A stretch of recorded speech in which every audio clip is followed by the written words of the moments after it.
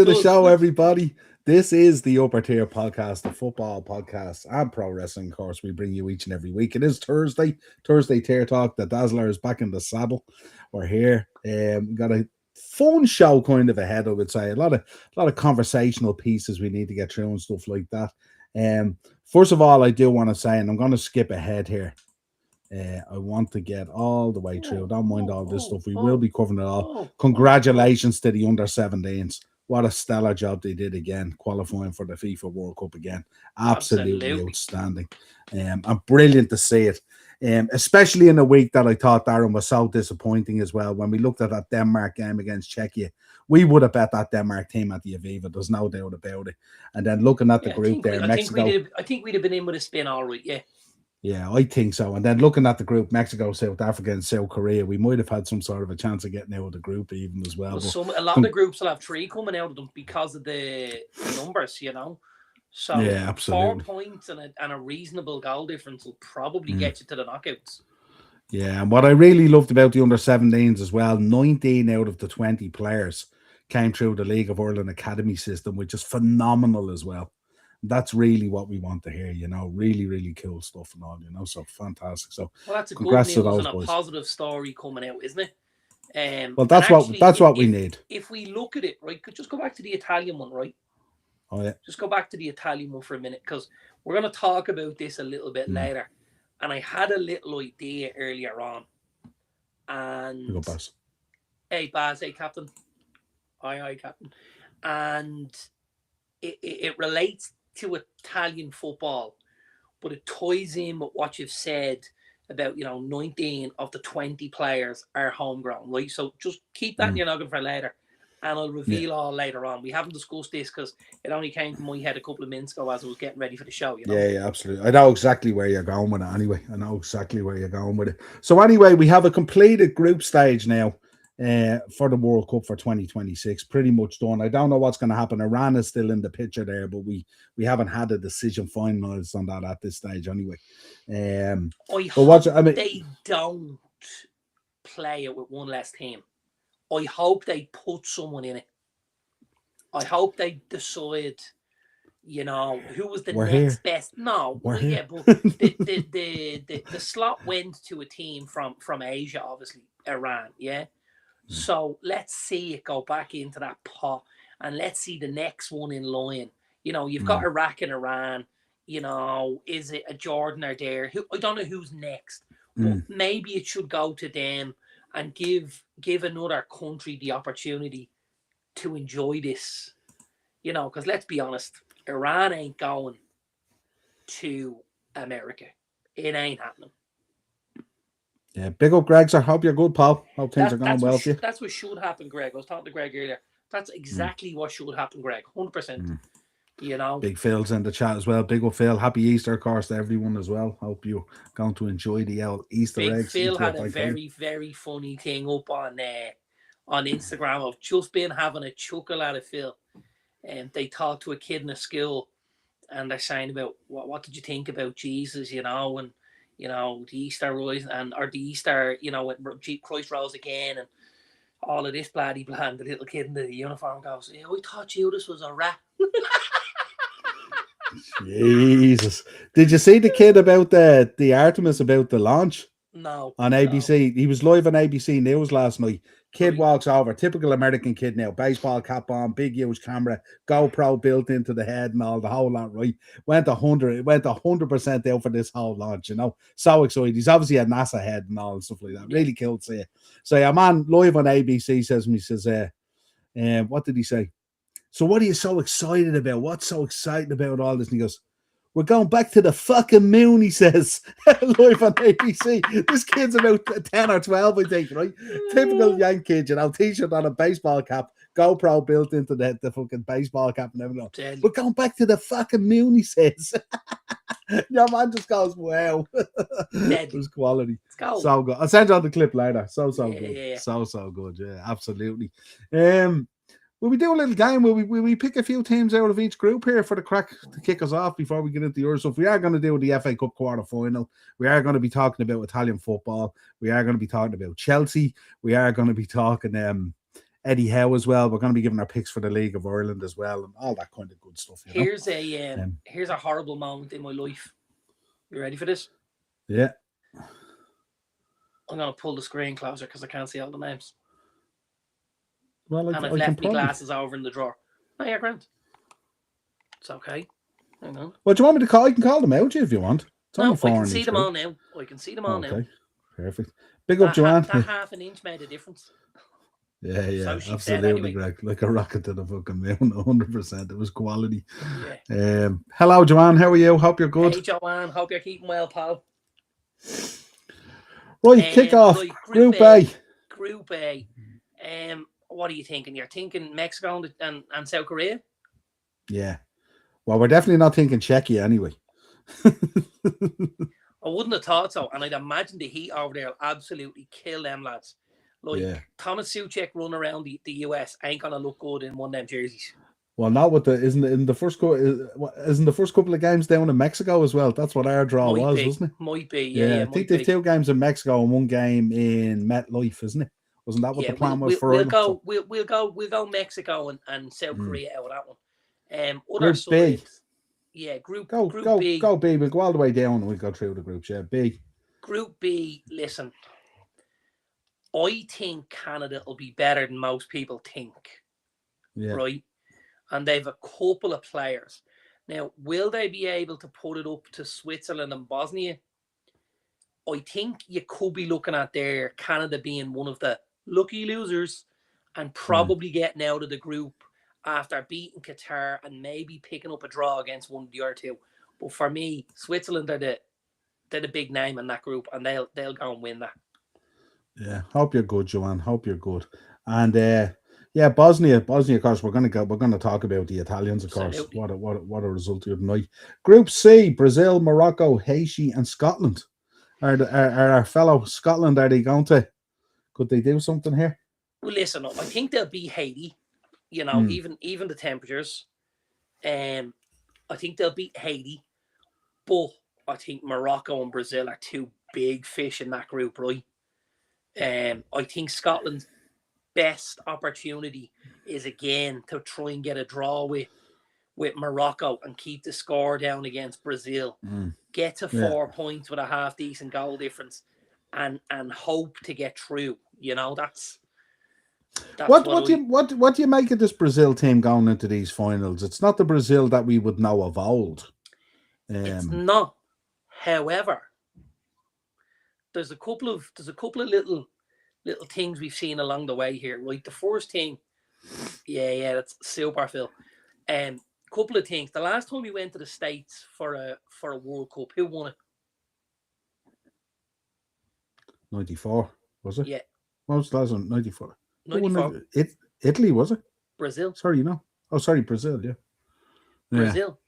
They went on and won it, right?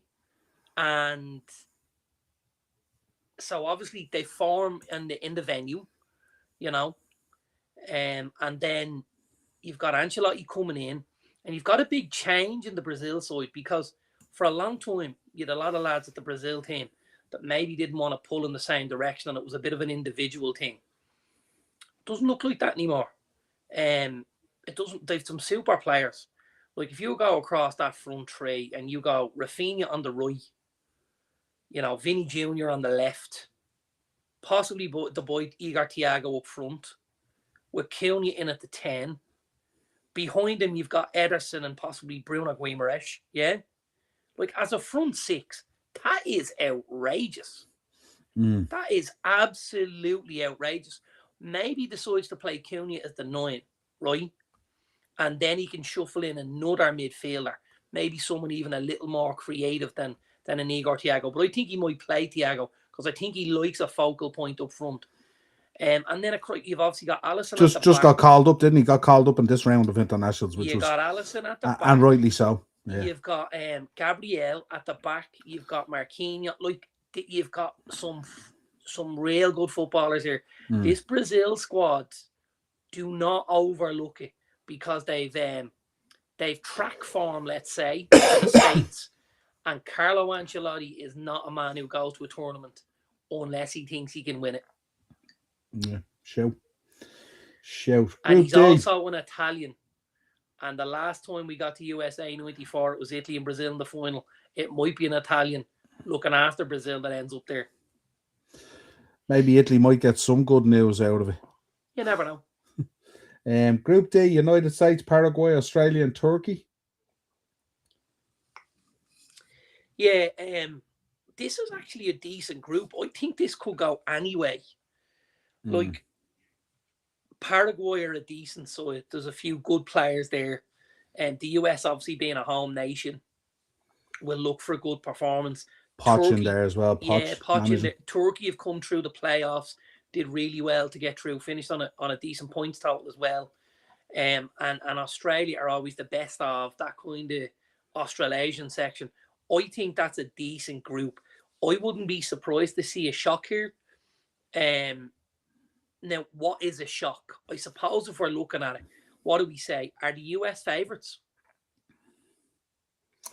Yeah, the shock would be the middle two going through, would it? I don't think Paraguay would be a shock, certainly in that heat as well, you know what I mean? Yeah. Like, I think I would not be surprised to see any sort of pecking order from them four. I don't. Who's your first then? Who's your first pick? Who would you be nailing on? I think the US have to. US because of home advantage. Because of home advantage. Yeah. And stuff like that, you know.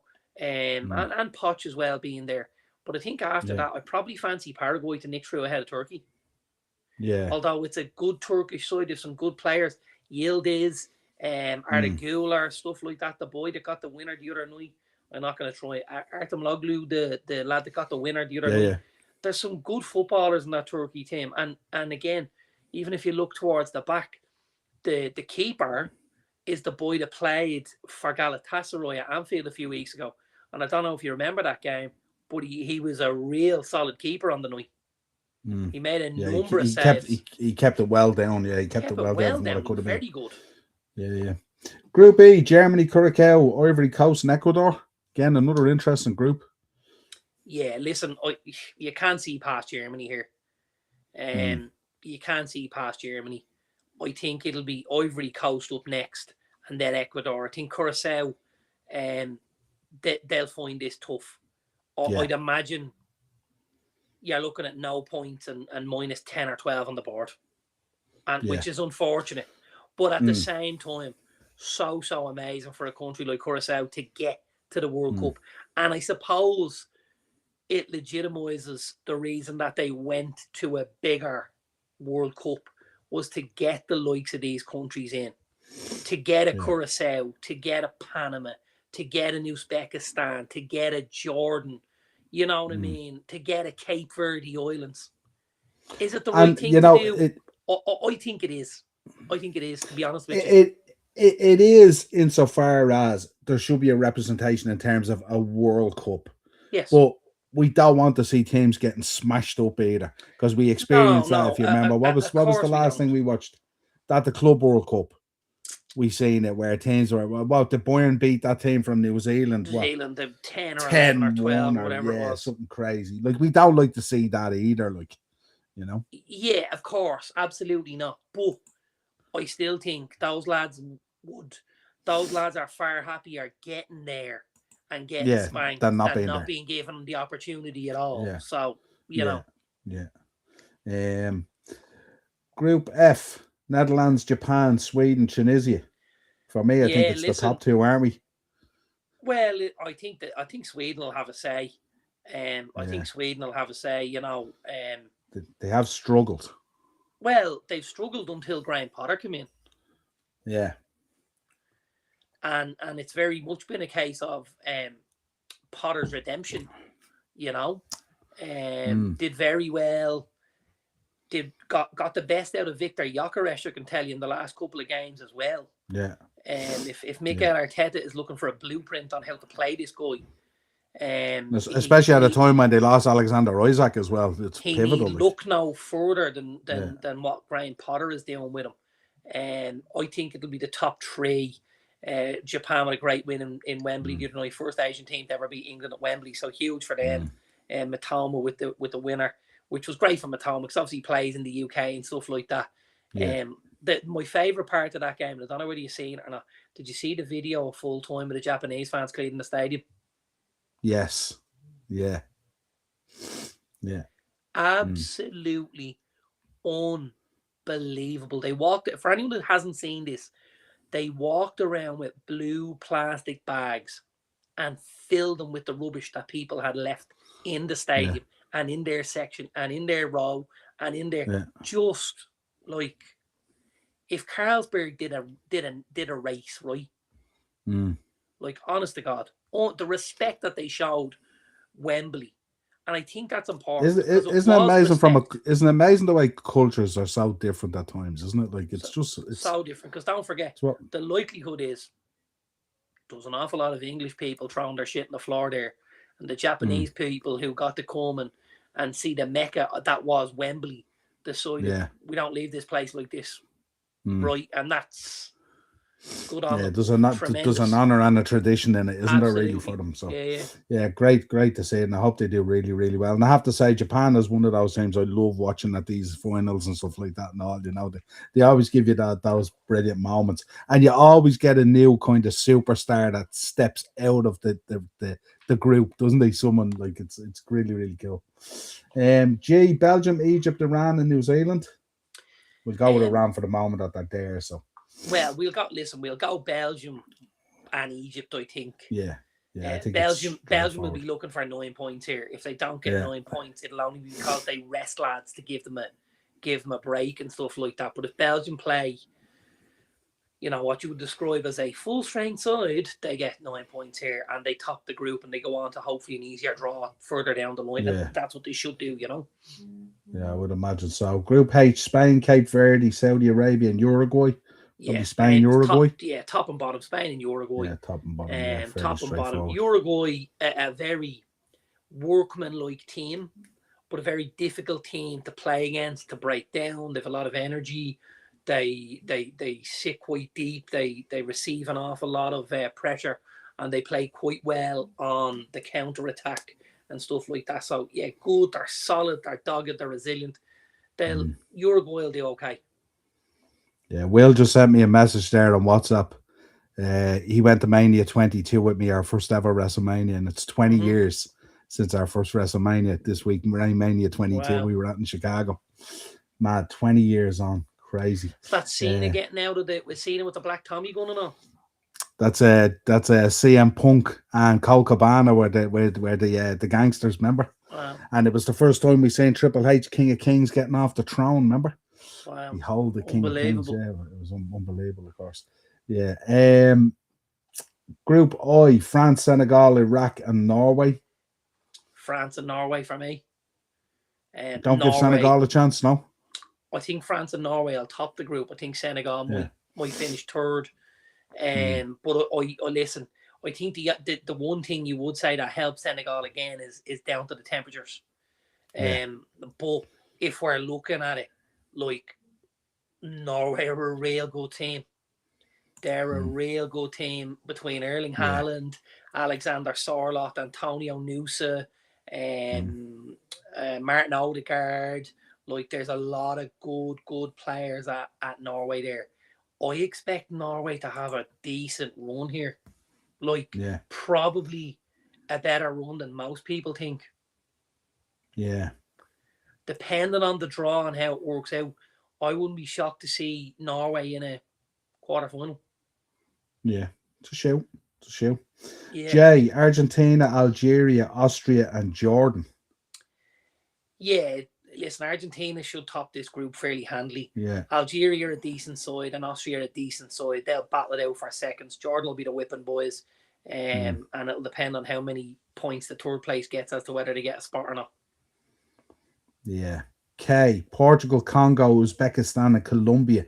Where are we going, top and bottom? This is a great group, isn't it?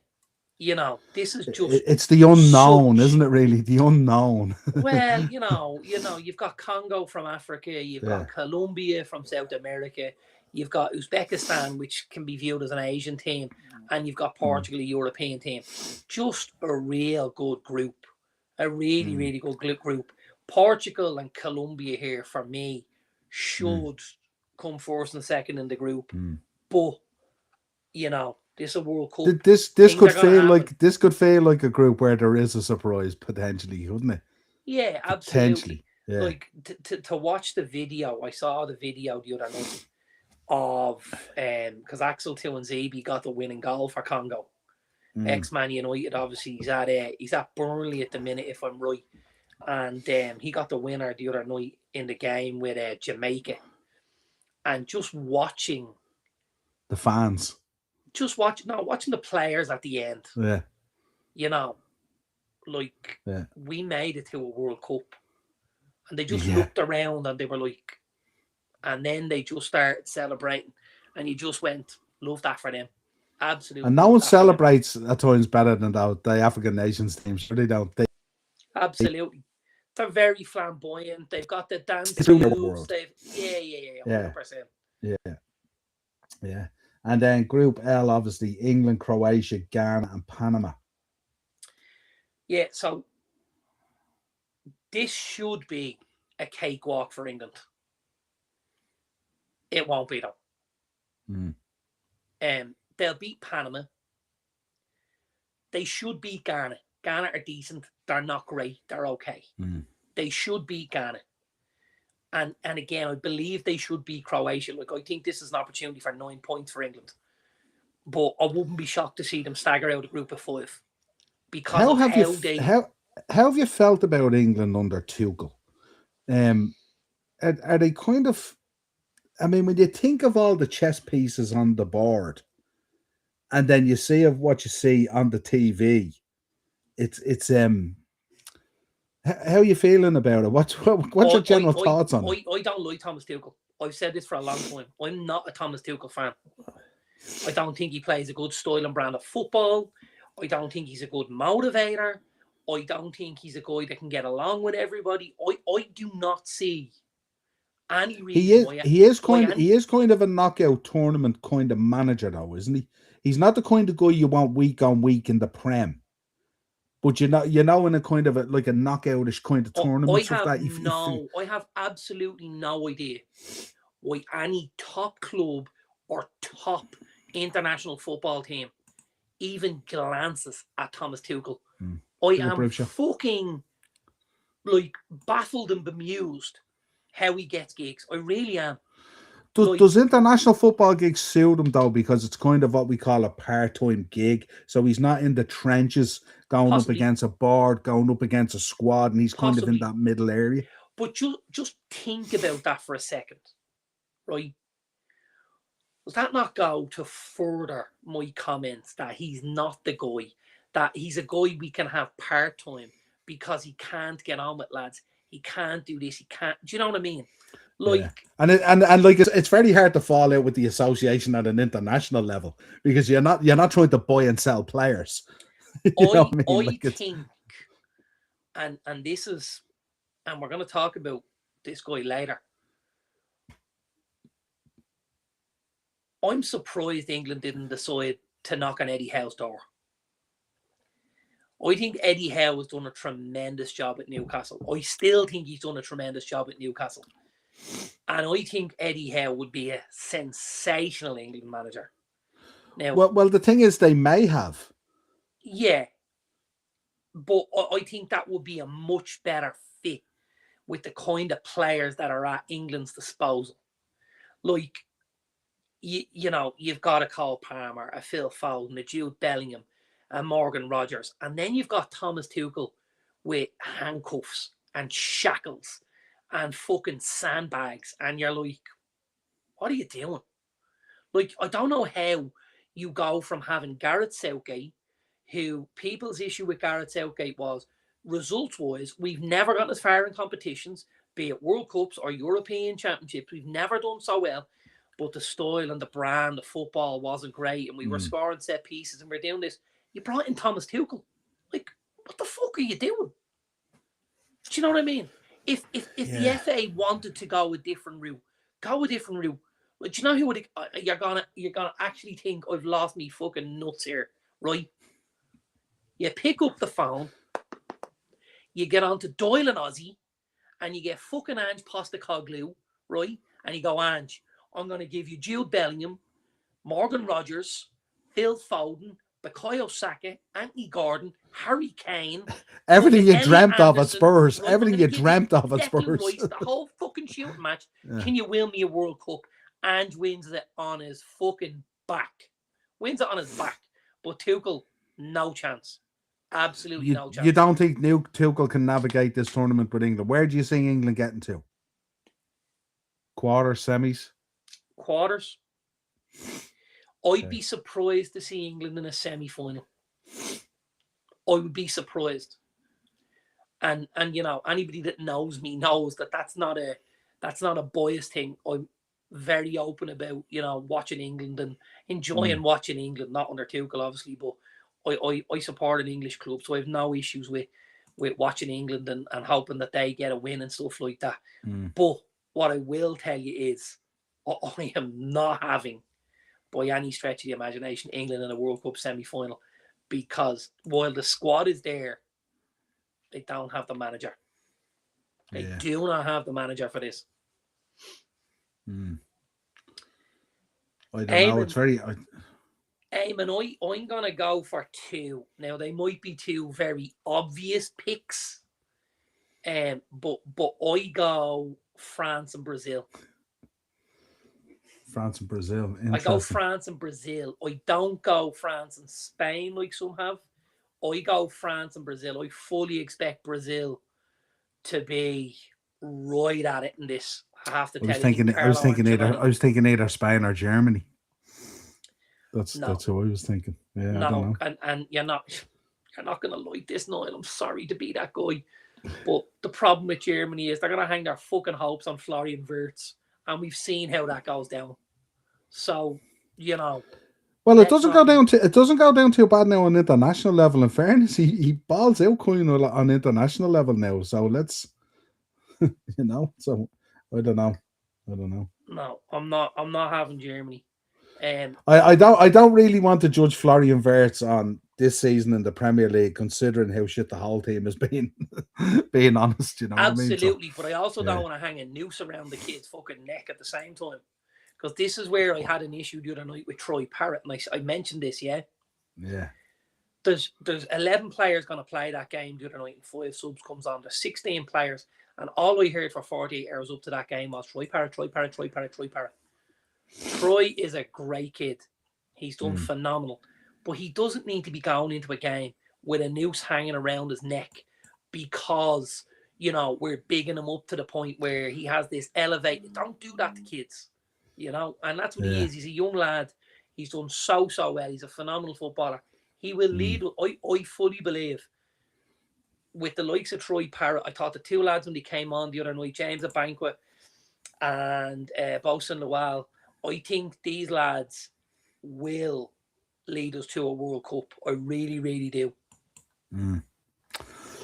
Yeah, it'll be interesting. It's just it was so disappointing the other night as well. Tell us this, Messi playing his last game at home the other night on Argentinian soil. Felt like a poignant moment in football, really, didn't it? It was a tough watch, wasn't it? Yeah, it was a tough watch, in fairness. It was a tough watch. Yeah, we don't need to be heaping that sort of pressure on anybody, Eamon, especially not, you know, one of the younger members of the squad. It's not good for kids, you know what I mean? It's really, really not. Yeah. What do you think? Argentina, any chance in this? Could they go again? Argentina have been such a good team for the last 4 years. I just look at Argentina and I just feel like, you know, when you light a candle. Is there a bit of age catching up on them? Is the wick running out? Absolutely. We're just running out of wick. And it's not one. There's a couple of them. Yeah. There's a couple of them. Yeah. Now, what I will say is, and I don't know whether you saw this, hang on. So yeah, we will aim 100%. They freshened up the squad a little bit, right? Now listen, any team that still has Nicolas Otamendi in it, you know, needs to have a look. Like that's ludicrous, absolutely ludicrous. But some of, like, if we look at it, right, there's last night, there's Zambia last night, right? You've got Otamendi, Tagliafico, you got Paredes, and you've got Messi. All lads that are absolutely getting there, if not already there. Yeah. Otamendi, 38. Tagliafico, 33. Paredes, 32. Messi, 38. You're not going to a World Cup with that. You know, Rodrigo de Paul, what's he at this? He's 31. He's nearly 32. Now, there is some absolute ballers coming up in the ranks. The boy Valentin Barco is a smashing footballer. Yeah. You've got the boy Giuliano Simeone, a real fine footballer. Nico Paz at Como. Como are going to be a big shock in Serie A this year. May grab a Champions League spot. Cesc Fabregas. Top four at the moment, aren't they? Top four at the moment. Nico Paz is an absolute baller, right? There are players coming up. Franco Mastuano, unbelievable. My fear will be that this is the end for some guys, and we haven't just got to the beginning for the others yet. It's like a changing of the guard for Argentina. Yeah. It feels like it. It'll definitely feel like it's kind of a bowing out moment whenever they kind of go out of it. But who knows? You know, we had the romance of the last one. You know, when he gets knocked out here, that's it. You're done. Portugal, bonkers. Portugal, fucking we beat Portugal. What are you talking about, man? Portugal. Yeah. Have you been at the fucking bag or what? Yeah, whatever about Brazil, but Portugal is definitely a stretch. Are you mad? Yeah, Saturday night. Jesus. Right. Let's like that, bonkers. Let's talk about Italian football. We spoke about it a few weeks ago as well, and we kind of highlighted some of the issues that are in there. You wanted to mention it in connection. A harder watch than watching Ireland go out. Yeah. You know, when you're watching, like, Italian football is a fucking institution, right? Yeah. We've watched Italian football fondly for years. It is an institution. And seeing Italy die on their fucking bollocks, pardon my French, like this, 3 World Cups in a row, this is absolutely horrific to watch. It really is. Especially, and the likes of Gattuso managing them and all, like, you know what I mean? A guy who was being a tiger. I'm looking at the squad the other night, and I'm like looking at them right, and I'm going, all right, baller, right? So there's a lot of talent there. There's a lot of talent there. Now, is it the Italian teams of old? It's absolutely not. No. But there's talent there. There is ability there. There's a level. I think the issue has been, and for me, when you look past the starting 11, it's, when you're in a game and it's a real tight game and it's a 50-50 toss of a coin who's going to win, right? And you can go to your bench and you can bring someone off the bench to go and get your goal.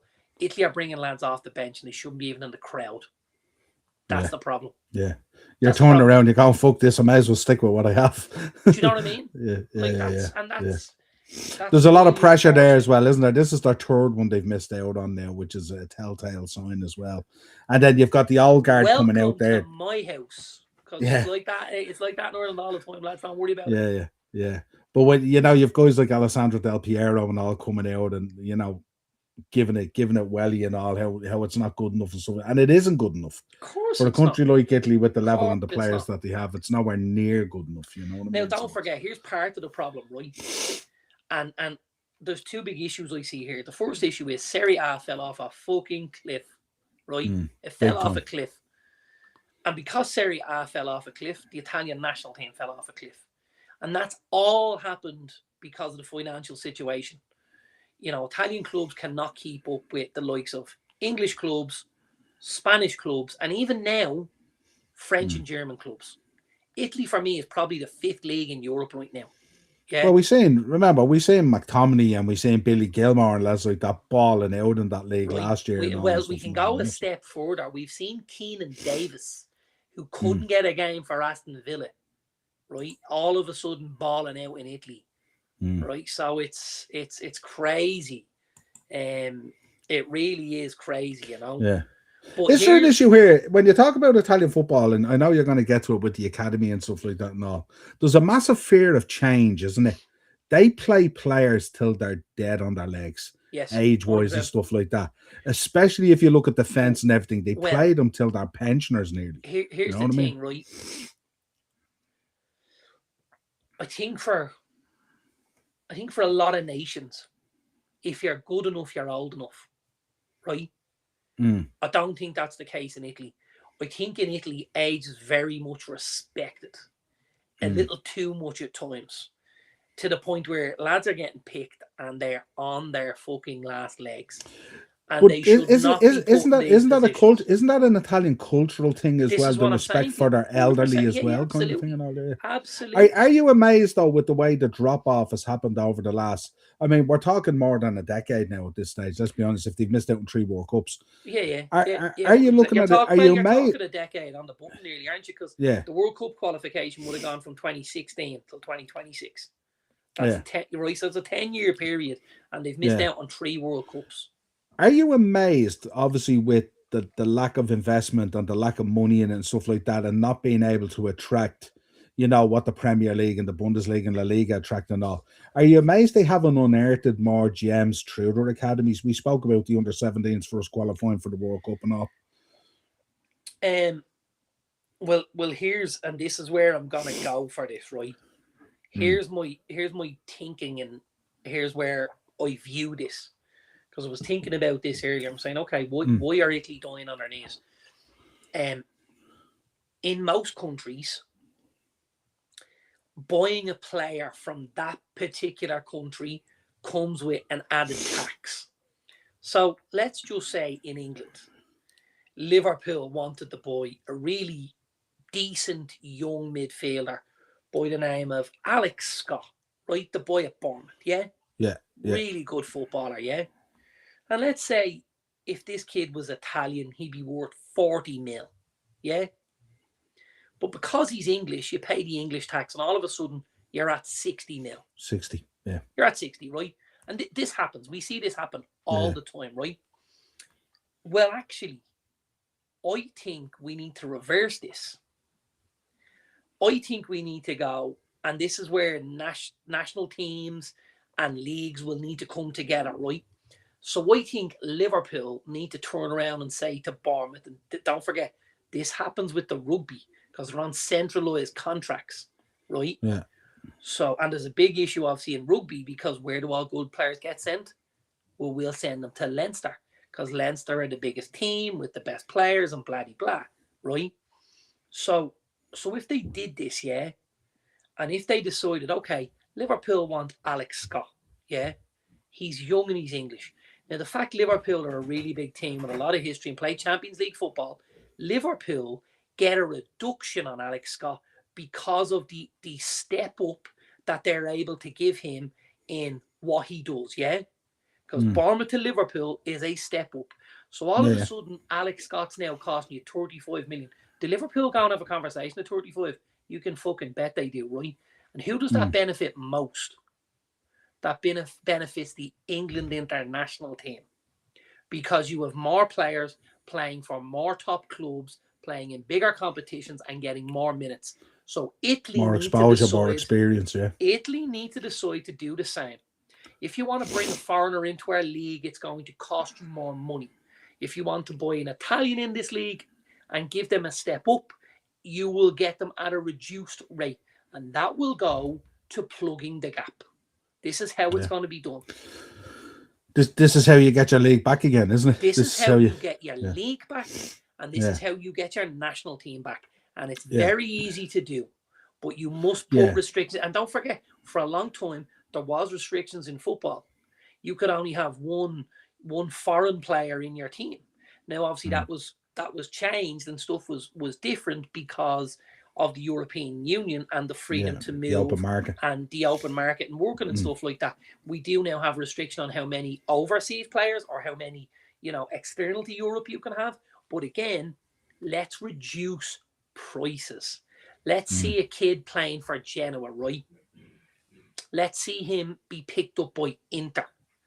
And let's say Inter bring him in and bring him up. playing Champions League, coaching better facilities, move the Italians up the food chain, and all of a sudden they'll start eating themselves. And you're giving your youth system every opportunity, so the cream rises to the top and gets everything that they need, as if you're nearly gearing them up in the Olympics for an Olympic gold medal. So you're giving them every opportunity, and then if they fail, they fail. It's basically just, it's not because you didn't try everything. You know what I mean? Like it's I'm here all day, right? This is fucking. This is easy. This is easy. Yeah. Right. Yeah. So it sounds like a brilliant plan for the Italian league to really get it back to where it needs to be. To be honest, because there needs to be some fundamental changes, doesn't there? Italy do not have the money to compete. So if you don't have the finances to compete, you need to find a different way. And that's how Italy will. If I look at it, right, and here's a really sad indictment of Serie A. 2 years ago, maybe 3, Ralph Rangnick was at Manchester United. Yeah? Yeah. In the January, we went and made one signing. Yeah? The signing was, remember who it was? Amad Diallo. Diallo, yeah. We paid almost 40 mil for a kid, right? I think he was 16 years of age at this stage. We paid almost 40 mil, and the kid had barely kicked the ball. He had an Italian passport, but had been passed through the line from Africa, don't forget, because he plays for the Côte d'Ivoire, for the Ivory Coast, yeah? And he had an Italian passport to get him in and play in that academy. And when it came to the crunch on what to do with this young Italian boy, right, who's now playing for the Côte d'Ivoire, they took the 40 mil and sent him out the fucking door. Yeah? And that's not going to help the system. The 40 mil will do something short term, but long term, it doesn't fix the problem. Yeah. Well, see, I suppose what happened with Juventus, and we've seen it as well with Inter during COVID and stuff like that, the way finances collapsed and stuff like that and all, it was a real warning sign for the league as well, so. But yeah, because as you said, we've grown up watching this at a certain brand on a certain level, and to see the drop off is crazy. Talk to me then. FA Cup. Give us the old rundown here on the 4 games. What are we expecting semis wise? Well, listen, I fully expect Chelsea to go through. They'll have more than enough in the tank for Port Vale, unfortunately. Arsenal again won't have it easy at St. Mary's, excuse me. But they'll have enough to get off the line. What do you make of what's happened in the international break? 11, 12 players withdrawing with injury. Yeah. I believe there was a lot of phone calls with managers and national teams. And you listen. Is there something they spoke about this the other day? I think Gabby Agbonlahor was talking about it on TalkSport. What's your feeling? Was there not a rule brought in with this that if a guy does not play an international, he's not available for up to 72 or 96 hours afterwards or whatever it is? Yeah. Which doesn't affect this because they're Tuesday games. So how I think they were saying the other day that if you pull out of international, you shouldn't be allowed to play the next game. Absolutely, 100%. Yeah, 100%. Because this felt proper hokey, didn't it? Like this wasn't unless you're the most unluckiest club under the planet. Like, I mean, to have 11 or 12 players pulling out from injury and going home was a bit like, It's not that there's something hokey about it. It's all fucking hokey. Yeah, yeah, I think so. It's the hokey pokey. Like, let's be honest here. Yeah. Chelsea and Arsenal, for me, I think both other games, City, Liverpool, and West Ham, Leeds, could be the toss of a coin. Now, the one thing I'll say about the West Ham game is quite regularly you'll see teams struggling in the league go on a cup run. Yeah. Yeah. And I think the fact the West Ham game is at home gives West Ham the opportunity. Right. Yeah. And I think West Ham being at home just gives them that break from the league, a little bit of mental space. And I think I'd probably say West Ham, Arsenal, Chelsea. And then the thing you don't want to know is I think you could end up seeing penalties in the City game. Okay, interesting. I wouldn't be surprised to see penalties there at all. Yeah. Acers, I reckon that changed. Darren, did you hear what drove to change the 5 p.m. kickoff? I assume it's gargle and trouble because of location, no? But will you put the message back up for a second? Apparently they've changed the kickoff time for the Champions League to 5 p.m. Oh, yeah, it's got to be beer related. I would have thought so. Has to be. Look at what went on. Well, it's only a City and Arsenal final, provided they don't get drawn together in the fucking semis, right? Yeah. Because that can happen as well. If you look at what happened when Liverpool got to the final a couple of years ago there, it was chaos in Paris, right? Absolutely chaos. And I think alcohol, obviously there was a huge issue. A huge issue with tickets around the stadium, and the security did a horrific job and stuff like that. But I think also alcohol played a part, and I think that's something, I think we'll probably get to a stage where we might have 3 o'clock kickoffs for a Champions League. That'd be very early, wouldn't it? But I don't need a drink to watch football. I watch it all day and all night. So for me, it doesn't do. The other thing I will say is there's an awful lot of clashes with other sporting activities, and because of the time difference from country to country, they are having to maneuver stuff. I saw something earlier on about a particular day in July, and you're looking at 4 or 5 different things from all over the world on the same day. And you're like, look at this for a day of sport, This is gonna be. We do love that, all right. Speaking of sporting clashes, don't forget, folks, next Tuesday, I think at 9:30, I think we have a pencil in for myself and Darren will bring you a preview for the Masters, because we are both golf guys as well. So we always look forward to that. We do it every year, and it's part of the fabric of the channel as well, just like some of the other things that we bring you. So we will be bringing you a Masters preview. So if golf is your thing, we'll be delving deep into that. We'll be giving you our picks. We'll be talking also about what we think is the fundamentals of what a player needs to grasp that green jacket. How do you navigate such a tough course? So we'll go in depth on the course. We'll go in depth on the players. We'll give you maybe a pick to win it, and maybe top European or whatever it is. We'll delve deep. And we'll have just a fun show talking about golf, another passion of mine and Darren's as well. So we'll talk about that as well. So that's next Tuesday, right after Pro Wrestling Weekly, of course. Yeah, absolutely. Where are we? So we're going FA Cup final. Sorry, Chelsea. Should have started there, actually. Joanne, Chelsea 0, Port Vale 2. Jesus, Joanne. That would be some upset, wouldn't it? FA Cup final, 16th of May, 4:30 kickoff. There you go. Yep, there we go. 16th of May. Have you got something that day? I do. We have something that day as well. Kelly's Heroes. And we've a lot. Yeah, Kelly's Heroes up there. QR code if you want to pick up a ticket, folks. Premier League legends versus Kelly's Heroes in Stradbrook down in Black Rock. Do you like how I segued in there? It was nice, wasn't it? And you could be looking at a lineup that is might be slightly better than some of the lineups you get in the FA Cup final. Just saying, there's some serious ballers on the day as well. So time to, God, we're going in with all the upsets this week, are we? We're going in with all the upsets. It's not happening, Joanne. They're the only 2 definites in there. Jesus, Joanne, you went against me 3 times, man. What's going on here? I thought we were friends. Greg was saying if he wasn't at ball, he'd jump on that one. Greg, postpone your ball and jump on. Come on. Greg's a good golfer. He's a good pitch and putt player as well. And I know him and Pops play a bit of pitch and putt and stuff like that. I'm hoping to join the ranks. Which remember, that part of the recovery of the game is a very important part of trying to win the Masters. When things go a little bit off, very much so. Your up and down game is where it's at, and we will be talking about it. Tiger Woods, Jesus, rough. Joanne, someone's definitely hijacked your account tonight. Then, if you're going Port Vale, Southampton, and Liverpool 3-0 against City, come on now. What kind of meds did they give you? Joanne, I was blaming you up till the Port Vale one.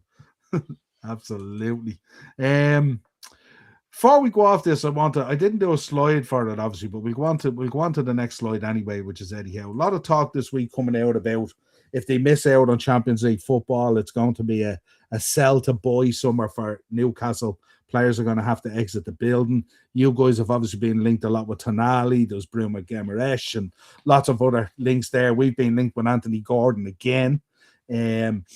Not looking good. I mean, obviously the disappointment of having to carry the weight of losing the derby as well wouldn't sit well going through the whole break. We had one of the board members, I think, at Newcastle. Is his name Robson or something like that? He was originally at Real Madrid, I think. Who was 3-4 weeks ago was totally back at Eddie Howe as their guy for the future, blah blah blah blah. I think he was on some sort of a fan thing there about a week or so ago, and it didn't seem like the same support was still there. Talk to me, Newcastle, Eddie Howe. How are you feeling about it? What do you think? How's it playing out? We did say, didn't we, originally really, that he would take them a certain way? Yeah, I think it's really, really difficult for Eddie Howe. Newcastle have enough money to buy the Champions League outright. Yeah. But because of FFP, financial fair play. It's a good show, bonkers, actually. Because of FFP, they can't. They're hamstrung. They're tired. Yeah. So where they want to be and where they can be are two different things. They're a little bit of what you would describe as an upstart, new money, on a run before they can walk. Eddie Howe's done a fantastic job. Brought a trophy to Tyneside, and I know the fans, haven't had a day like it. I think this is tough. I think they played the situation with Alexander Isak really poorly last summer. And I think there was a pair of us. There was a pair of us in it, wasn't there? Yeah, there was. And I think, but I think from their side, they didn't cover themselves in glory either. No. And I think they suffered because of it, because they had limited opportunity to go and replace him then to try and get the goals that they needed. Like Newcastle haven't been miles off where they were last season on a lot of metrics, but one of the metrics they are miles off on is the goals that they've scored. And when you take a guy out like Alexander Isak, who scores 20, 25 goals a season, you take them out of your team and you don't replace them, or you replace them with 5 or 8. That's not going to work, that could have been Isak could have been the guy to get the goal versus Sunderland to make it 2-2. He might have been the guy to get the goal to nick a home win a few weeks ago when they drew 1-0. Do you know what I mean? So it's those ones that you lose a lot on. And I think it could have been done better from Newcastle. And I also think, and I spoke about this with you previously, because of how late they were in the day, getting the money in, I think how they spent it was really poor. I think the money they spent on Yao and Visa was batshit crazy. Well, if you remember at that time, they went in for 3 or 4 players that didn't happen. Yes. So they were down to 3rd and 4th choice and all, and then panic set in as well. Sesko was obviously high on their list, and they thought they had the deal done, and United said, "No, we're interested." And once United were interested, that was done and dusted. Did they try and jump on the Mbeumo deal as well? No, it was Spurs. Oh, Spurs, wasn't it? Yeah. It was Spurs, but there's, if you look at the two boys, right, and this isn't a we take Sesko. Newcastle don't get a replacement. They suffer. Spurs go for they were in for Ekatike. Newcastle earlier on. Yes. Yeah, before they tried to They tried to do that at the start, because then it was going to be a replacement for Isak and you were going to swing right. And then if you look at Mbeumo, Spurs go for Mbeumo. They don't get him. They don't get a replacement, as you say. The two boys balling out with United, and Spurs and Newcastle both in the share. So it'll show you how important recruitment can be, and getting that first choice and not ending up with the guy 3rd or 4th on the list. You know? Yeah. I like a lot of what goes on at Newcastle. I really do. I think I look at some things and I think, fucking hell, why have you done that? Right. And I'm going to give you a couple of, for instance. Yeah. I would say Nick Pope, for me, has been one of the steadiest goalkeepers in the Premier League in the last 10 years. Right? Steady Eddie. Couple of injuries, but steady Eddie. Real safe pair of hands. He's going to give you that 7 out of 10 every week, which managers like, right? And every now and again, he'll give you an 8, but it's very rare he'll give you a 4 and a 5. Somebody somewhere make the logic of taking him out and putting Aaron fucking Ramsdale in, will you? Someone make that sound logical to me. There's no logic to it at all. Because here's the thing. Arsenal bought him, right? And the very first thing Mikel Arteta did when he realised this lad wasn't going to help them win a league title was, I'm going to go and get David Raya. And everybody went, why are they going to go and get David Raya? They've just spent all this money on Aaron Ramsdale. Well, Mikel Arteta does not look that fucking foolish now, I can tell you. Because he looked at Aaron Ramsdale and he went, we won't. It was a very Pep move, wasn't it?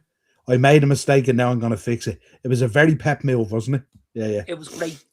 It was no emotion. And you know what I also love? He didn't decide to try and make it work. Because, well, he was my guy. It has to work. Sorry, lads, I got it wrong. Get him out. Get me a new one. I'll get you closer. Fine. David Ray has been fucking outrageous. Remember the interviews. He didn't make anyone number 1 or number 2. He just let natural decision making. Did natural it like selection, as our girl said. Natural Charlotte selection. Natural selection. Ramsdale. That's fucking batshit crazy for me, right? Yeah. The other end of the pitch, Johan Visa. Is that legit? Well, I haven't heard anything on this. I would assume that's an April Fool, no? I would have assumed that was. I know, but it was probably from yesterday because we weren't on yesterday. If he was out for 6 months, you would have heard that already, wouldn't you? I would have hoped so, unless it's literally.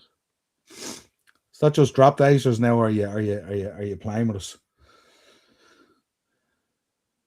My face is just dropped, I imagine. So I can't make any sense of Ramsdale. I can't make it. Johan Visa, I can't make any fucking sense of it either. I can't. The guy's 30, 30 years of age and plays for DR Congo, and they threw 50 fucking million at this guy. 50 million. Lads, stop. Like, if that's how you're doing recruitment. Do you remember the negotiations for him as well with Brentford? Like, was insane, remember? Oh, my God. Brentford must have been laughing all the way to the bank, right? Yeah. Yeah, because they look at a guy like Igor Thiago, who they spend 15 million on from Belgium, and they just got 3 times his money for Johan Visa, who wouldn't hit a barn door with a fucking banjo. And has barely kicked the ball for Newcastle this season, if you remember. Yeah, but listen, you can never account for injuries. I have no issue with that. But even he has been there, no kicks, right? Yeah. No kicks whatsoever. Yeah. Like, he's not at that level. He's not at that level. Now, and then if I look at other parts of the squad, right? I look at other parts of the squad and I go, Tino Livramento and Lewis Hall. That is cream of the crop, right? Recruitment. That's unbelievable recruitment. And the midfield. Right? And Bruno Guimaraes, Sandro Tonali, Anthony Gordon. I think Elanga will come good. I don't think he's there yet, but I think he'll come good. He has a lot of talent, this kid, right? So there's a lot of that. Yeah, I was thinking that. Thank God for that. So there's a lot of that, right? Some of it I'm like, just make it fit, will you? And I'm going to look at now. That would be everywhere, Acers, if you got injured on Wednesday morning. You're not getting the Thursday evening with a statement that. So they made 4 substitutions in the 76th minute. Yeah, they took off Douglas Santos, Danilo Oliveira, Luis Enrique, and Mateus Cunha. They took all 4 off in the exact same minute, which tells me it wasn't an injury. No, I wouldn't have thought so.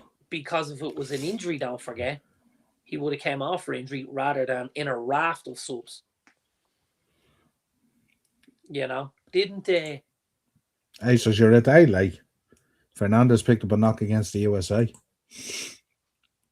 Go eat me, you little creep. Okay, enough. This obviously leads me on to just to touch on that.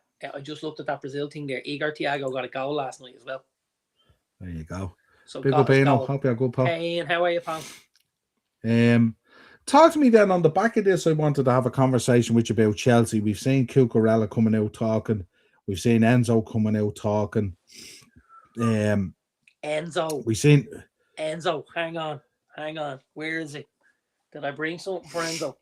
I was hoping to bring a red jersey to dangle it for Enzo because I'd have Enzo in a heartbeat. I have to tell you. Yeah. I'd have Enzo in a heartbeat. Yeah. Now you spoke about this 6-8 weeks ago.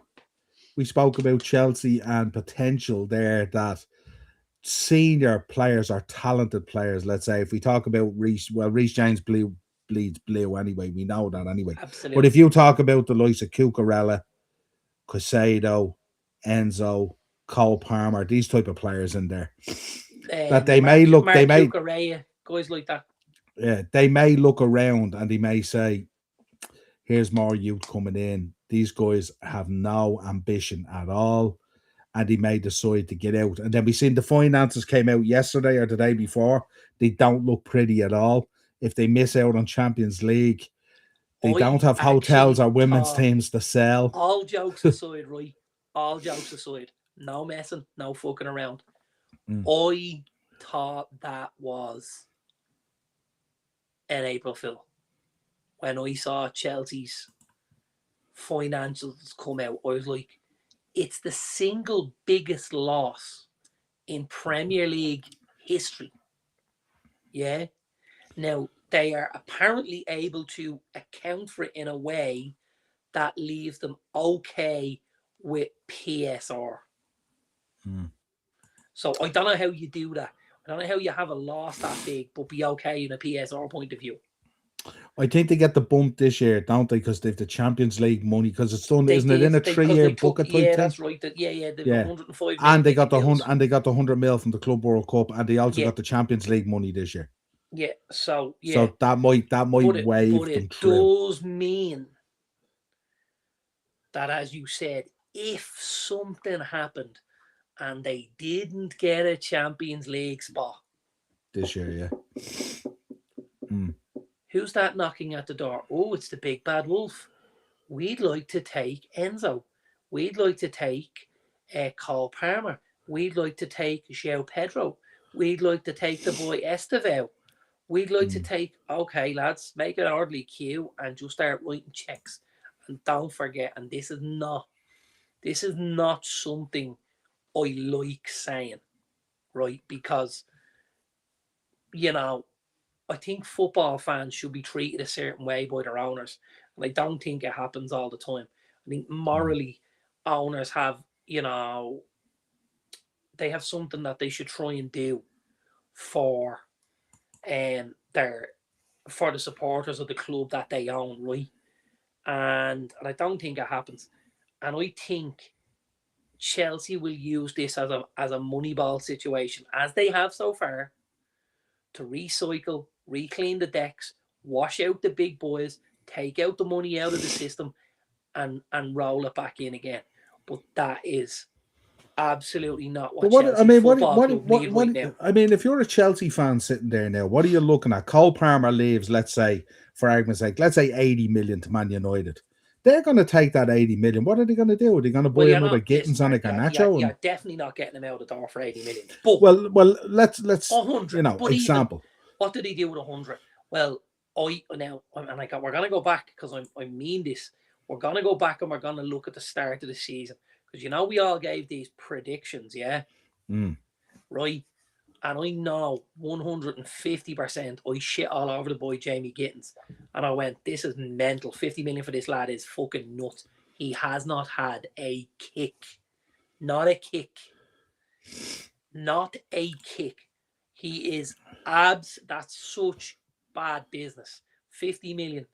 After selling, some of the players they sold to drum up the kind of money they drummed up to piss it away on Garnacho and fucking Gittins. Oh my God. They have a lot to answer for, the Chelsea hierarchy, and the fans do not deserve it. Yeah. It's an interesting one, isn't it? And no doubt they'll pull an ace out of somewhere. This is what they tend to do, and if they get Champions League football, then it looks different. But looking at what's happening at the moment. Listen, there's a lot of clubs who read earlier. No, just a bit of a head call, Just a bit of a head call. I read earlier on, right? And I had to have a chuckle at this. So, Andre Onana, is on loan at where's he on loan? He's in Turkey. Yeah. He's at he's not Besiktas. He's not Fenerbahce. Where is he gone? Is that Trabzonspor or something like that? That's exactly. Is that where he's at Trabzonspor, right? Yeah. And apparently Andre is in great form at the minute because he's about to get a 30% increase in his wages because Man United are about to qualify for Champions League football. So remember the 30% loss he had at the start of the season because we weren't in Champions League football. He's about to get it back. And the issue United have now is when he comes back and he's on the bigger books, who's going to take him? How'd you get rid of him?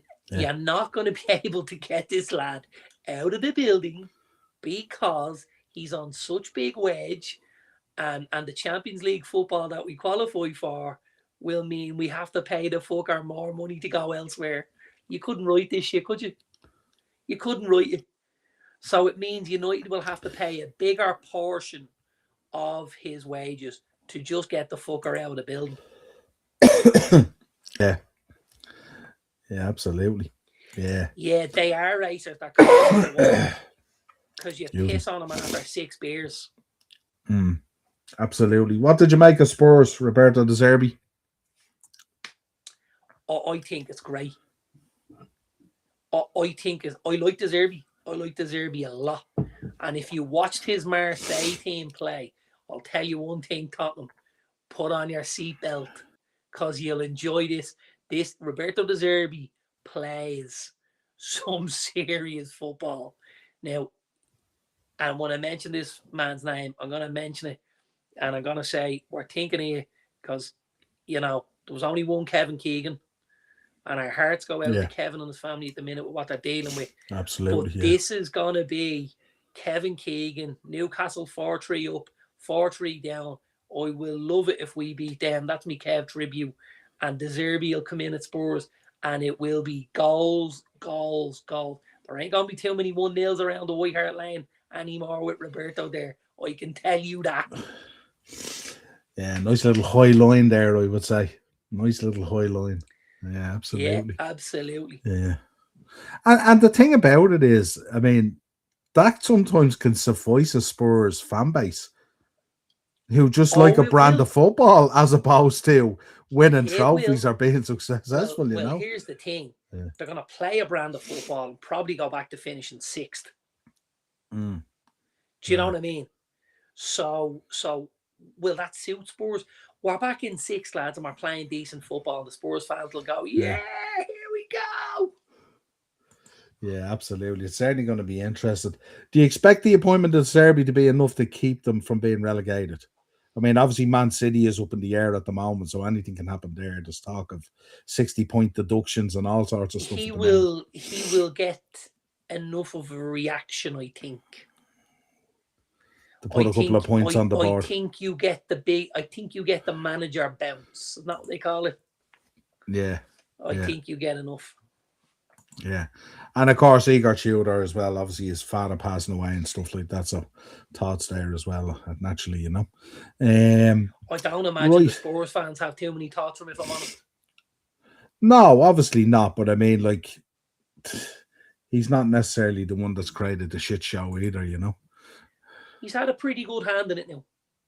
Yeah. Yeah, he hasn't done a whole lot really since 44 fucking days of misery. Yeah, let's. Yeah. You know. Yeah. Right. I'm going to the one in the blue. I'm not looking at the one on the left. It's too shit. I'm not looking at it. I'm not doing it. I'm not doing it. Well, I'm not doing it. Does that mean you haven't been getting it right, or does that mean No, I'm not doing it. I'm not lowering myself. No, I'm not doing it. Right. Bow's going. We've just spoke about under 17s, academies, grassroots football, all this kind of thing. Love it. But I ain't doing Treaty versus Longford, man. Come on. I have to draw the line somewhere. You've lost your passion. Draw the versus Bows. Bows to nick this, but a good game. Bows to nick it though. Yeah. Shells Dundalk again, real good game. Shells to nick it. Yeah. It's an important game for Shells to win, isn't it? I think so. Yeah. Rovers to go crazy against Sligo and put 3 or 4 past them at home Friday night. Yeah. Shamrock Rovers. St. Pat's. Yeah, St. Pat's. Shamrock Rovers to eke out a victory against Waterford, and Derry and Galway to draw. So I'm going for the 4 Dublin teams and a draw on the Galway Derry game. And the 4 Derry struggling in recent times as well. The 4 Dublin teams will be in the top 4 by the end of tomorrow night as well. Yeah. Yeah, mad. What did you make there? That mid baby. What about with quick rundown Division 1? Don't. And then I want to talk about this League of Ireland TV subscribers. Talk about that. You want? I'm not doing that. Right, well, I'll go then. I'm going to go Athlone. I'm going to go Cork City. I'm going to go Cove, which is somewhat of a derby against Kerry. I'm going to go Treaty to beat Longford. And I'm going to go Bray to pick up a big win against Wexford. Wicklow versus Wexford there. Look at that. Terrible. Don't want to see that slide next week, I'm telling you. Not the ones on the left. You'll be upset one day if Shells drop into that brown side of these slides. Shells won't be in then there, you'll want to know. Shells won't be in there. What did you make at the table in the middle? I thought it was interesting reading. League of Ireland TV subscribers. It's I can't make this any bigger, can I? Okay, go on. Yeah, well, basically the one that sticks out basically in terms of subscribers. I mean, obviously you have Bows, Shamrock Rovers, and Shelbourne. Derry. Are you surprised Pats is so low on the list? Inchicore? Not really. No. Wouldn't have thought so. Grand National on Monday. Wouldn't have thought so. National on Monday. Fairy House, isn't it? Yeah. The old Fairy House, yeah. There is always World Cup watch-alongs. We'll always do World Cup, 100%. I've got, might be difficult with the time difference, though, don't forget. Not for us. We're wrestling fans. We're all in. We're always American time. When are we ever Irish time? I'm at golf camp on Monday, so I won't be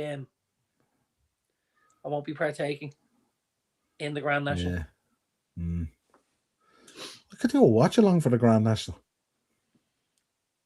That'd be a lot of fun. Could do my little commentary on it. There we go. So it was just an interesting thing I wanted to bring up and stuff like that and all. Anything else you want to add? So obviously coming up, folks, don't forget you'll have a preview tomorrow for the Man City game. That'll be the drive time one going in the morning. You will have the SmackDown show on Saturday night. I am doing then Monday. We have the Monday mashup is back with Marky. Tuesday we got a double header. We have Pro Wrestling Weekly coming at you from 7:30, half an hour early, followed by the Masters preview with myself and Darren around 9:30ish. For probably, I don't know, we're going to go there about 40 minutes or so, roughly. Half an hour, half an hour, 40 minutes. Yeah. Whiz through. Wednesday we will have a watch along PSG versus Liverpool.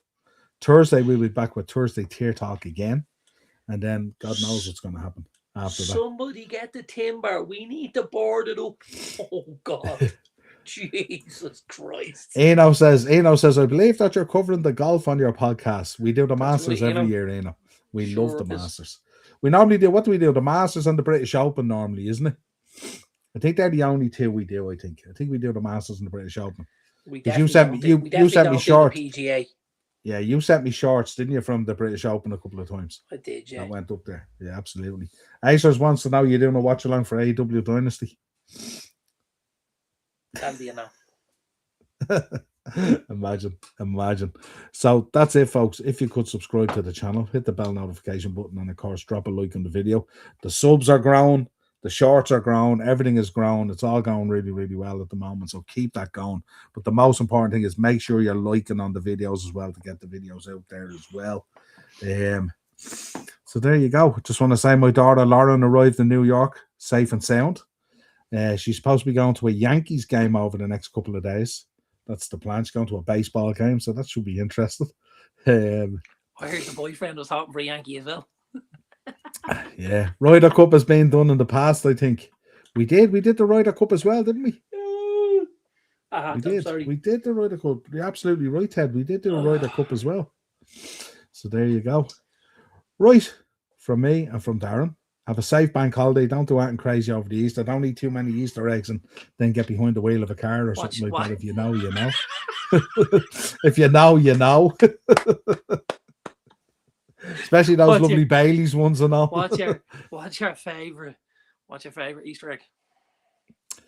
Old school for me is the Yorkie truck is my childhood. Yeah, but is it the blue one or the purple one? Well, I only had the blue one when I was growing up as a kid as a Yorkie truck. Now I am a raisin and biscuit man. I am a purple Yorkie, not a blue one. At the moment, so I am a fan of the orange. I am a fan of the orange ones that are coming out. So I'd be a Terry's chocolate orange now, or there's isn't there a twirl orange out at the moment? There's a twirl orange and there's a Smartie orange as well. I won't tell you now, but if you went down to the build of my car this evening, I did a supermarket sweep this morning in Lidl. They were giving stuff away. Giving stuff away. I hope for 2. Yorkie at $1.99 this morning. Oh, chavo. Ooh, Dare I say a whole cage was nearly emptied. I do like an Easter egg in June. Don't let my doctor hear that, though. Don't let my doctor. Aces is coming in with a guy. Let us know in the chat, actually. What's your favourite Easter egg as well? Pop it in there. So Ted just said it there. Favourite Easter egg. Any I don't have to pay for. That's always a win. Cadbury's fruit nut. I love them. Yeah, absolutely. I love them. And the other one I'm hoping for, and I've never had one of these before. This will be a very first. But this year, Marks and Spencer's have one. And it's a salted caramel one, and the salted caramel is in the walls of the egg. So when you break the egg, the caramel goos out of it. Now I believe they're very difficult to find over here. They're about 18 or 20 quid a pop, but they're very difficult to find. So I'm kind of crossing my fingers and hoping that my lovely wife might found one somewhere else. But otherwise, I don't know. You know our friends up in Sugar Plum as well have a Dubai one. And the pistachios in the wall of the egg. Not 50 bricks. When do rich posh people like us care about things like that? It was expensive. I looked at it, was like, what? $50? This is the guy who walks up to the desk in Aer Lingus going, give me the upgrade. You're moaning about a 50 quid Easter egg. Get out of here. 50 quid for an Easter egg, are you mad? Speaking of Kinder, did you see they've done a cake that's like a joint Kinder Bueno bar? But it's like a birthday cake, but it's sectioned like a Kinder bar. It's insane. This yolk is gigantic. Where have they done that to be now? I don't know, but wherever they've done it, we will be seeking one of those out. There's no doubt about it. Kinder Bueno is good for you, aren't they? They're the good chocolate. Is that what they say? Yeah. Yeah, apparently so. Ian's gone with a Yorkie. The Yorkie one is the truck one was the golden crisp big bars. Yeah, Biscoff's a win. Yeah. There's a Biscoff infusions. Did you see that? Yeah, that looks. Yeah. That looks pretty good. Yeah. And then also, I saw this and I had to buy it because I love a Bounty. Okay.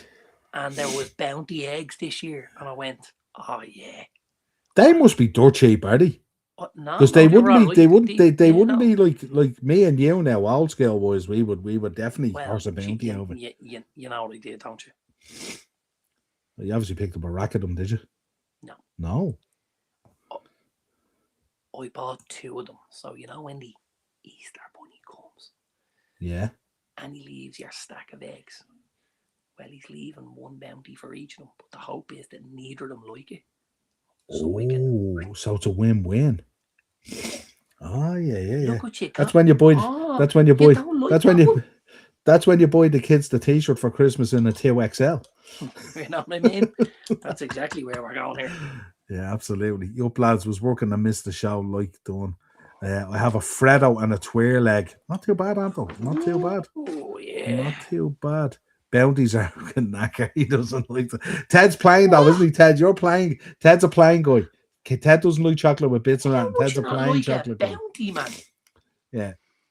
Ted's a dairy milk guy, I'd say. Ted's a dairy milk guy. I do like a Snickers as well. I bet you loves a dairy milk with his 5th dark chocolate bar. With his 5th can of Monster of the day. Yeah. I presume you're a blue bounty. You wouldn't be a red bounty guy or a fries or anything like that. Blue, you wouldn't be dark chocolate. Blue. Don't be such a fucking weirdo. Yeah. Red is for those unusual people. Bread roll Easter egg icers. That's no genius. Butter. There we go. There you go. No butter. Not a lick of butter. I got a cream egg once years ago, but the whole egg was full of cream egg. So, Camry didn't make that up. No. That was Uncle Fester out the car.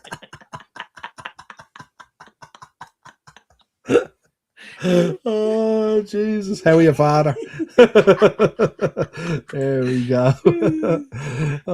Tune in the SmackDown show for bread roll Easter egg. There we go. Brent's going to bring it live this Saturday, folks, 8:00. The first ever bread roll Easter egg. You have to eat it at the same time though as well. That'll be interesting.